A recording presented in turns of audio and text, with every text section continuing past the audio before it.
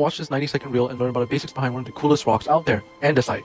Andesite is an igneous rock. It is an intermediate rock with a composition of 52 to 63% silica by weight. It is composed of feldspar, particularly andesine, which contains an equal ratio of sodium and calcium content. It also contains intermediate minerals of biotite and amphibole.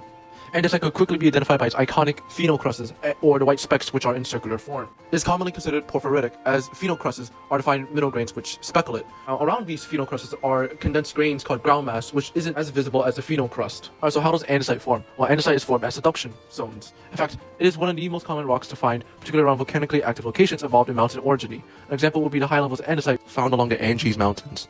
Now, if subduction zones are underwater, how does it end up in a mountain range? Well, andesite is formed underwater as subduction zones. The subducting plate goes under. The plate above it forces it to go into the mantle. The mantle, being so hot, causes water inside the chemical structures of hydrous minerals such as amphibole to break out.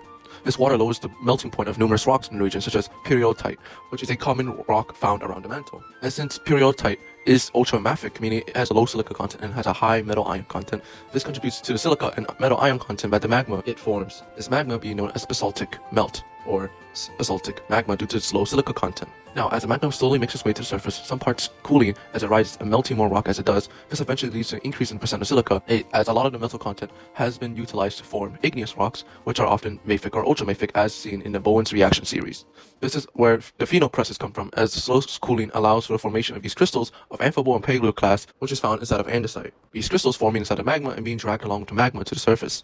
Now, since there's more silica in percentage as all the metal ions have been utilized, the magma is described as andesitic, and has a similar content of silica to actual andesite. Now, andesitic magma is often very viscous, meaning it has a high resistance to flow. With its high resistance, pressure often builds up. This leads to the formation of supervolcanoes like Mount St. Helena with extremely powerful eruptions, like a cork in a beer bottle, as the andesitic magma is very pressurized. That means it spews out really fast when it comes out to relieve itself of that pressure. Now, once the magma comes out, it rapidly cools, and the crystals which form the phenocrusts will receive the ground mass around them, as the silica, which is inside of the magma, slowly, very quickly cools off, so there's no formation of large crystals. So it's like a phenocrust with the ground mass coming from after the volcano erupts, and the phenocrust is coming from the magma when it's making its way to the crust and to the surface of the volcano. It's primarily used in construction and landscaping due to strength and durability. It is commonly used as an aggregate for roads and concrete, and also decoration of monuments, statues, and decorative elements. However, andesite isn't the best for concrete, as its high silica content, which is extremely basic, when reactive solvents such as water, the formation of large liquids which form and then crack the concrete structure. This alkali silica content makes it not the most ideal for concrete construction.